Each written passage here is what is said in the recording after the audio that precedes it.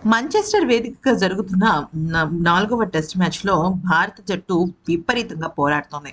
ఒక మాటలో చెప్పాలి అంటే అటు ఇంగ్లాండ్ బౌలర్‌లు చాలా ఎక్కువగా ఒత్తిడి తీసుకొచ్చారు శుభ్మన్ గిల్ మీద.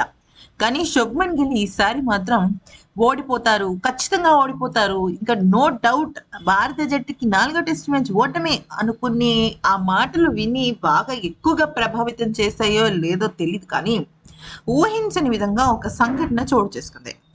ఇన్నింగ్స్ తొలి ఓవర్ అంటే ఇంగ్లాండ్ జట్టు చాలా భారీ స్కోర్ చేసింది. అయితే 311 పరుగుల భారీ ఆధిక్యం ఇంగ్లాండ్ జట్టు సంపాదించింది. మాంచెస్టర్ టెస్ట్‌లో సేఫ్ జోన్‌లో నిలిచింది. అనంతరం రెండో ఇన్నింగ్స్ ప్రారంభించిన ఇండియాకు ఘోరమైన ఆరంభం లభించింది. ఏంటంటే తొలి ఓవర్‌లోనే ఇంగ్లాండ్ బౌలర్ క్రిస్ వోక్స్ 2 కీలకమైన వికెట్లు తీసి టీమిండియాను కష్టాల్లో పడేశారు.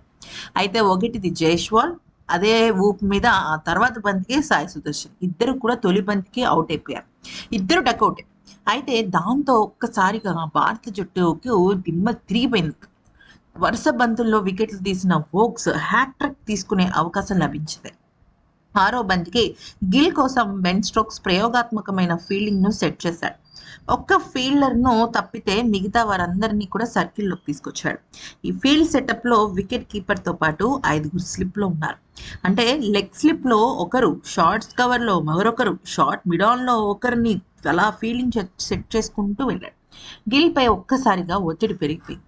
ఆరో బంతికి ఇక వోక్స్ బంతిని డిఫెన్స్ ఆడడంలో గిల్ విఫలం కావడంతో బాల్ ప్యాడ్స్ కు తగిలింది. దీంతో అక్కడే ఉన్న ఇంగ్లాండ్ 10 మంది ఆటగాళ్లు గిల్ చుట్టూ చేరి అప్పీల్ చేసి టీమిండియా కెప్టెన్ ను తీవ్ర ఒత్తిడిలో పడేశారు. ప్రారంభంలో ఇబ్బంది పడిన గిల్ ఆ తర్వాత బౌండరీల వర్షం కురిపించాడు. రాహుల్ తో కలిసి అద్భుతమైన భాగస్వామ్యాన్ని నెలకొల్పి ఇద్దరు కూడా చెరొక హాఫ్ సెంచరీ చేశారు. ఇక ఆ రోజు అంటే మూడో రోజు ఆట ముగిసే సమయానికి 174 పరుగులతో 2 వికెట్లు కోల్పోయి ఇక దాదాపుగా 137 తక్కువలో ఉందన్నమాట. ఇంకా వాళ్ళే ఆధిక్యంలో ఉన్నారు. సో ఈ రోజు ఖచ్చితంగా అటు శుభ్మన్ గిల్ ఇటు కేఎల్ రాహుల్ డబుల్ సెంచరీ చేస్తే మాత్రం భారత జట్టు గెలిచే అవకాశం కనిపిస్తోంది. ఈ వీడియో నచ్చితే లైక్ చేసి సబ్స్క్రైబ్ చేసి